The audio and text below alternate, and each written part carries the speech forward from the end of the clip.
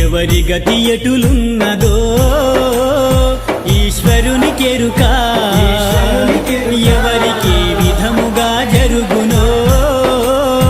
పరమాత్మకెరుక ఎవరి గతి ఎటులున్నదో ఈశ్వరునికెరుక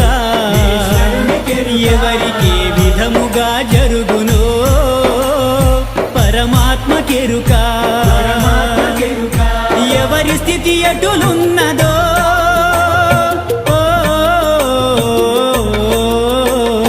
ఎగసి ఎగసి పడుటే కాని అలవి కాదెవరికైనా హరిహర బ్రహ్మాదులైనా అనుభవించక తీరదు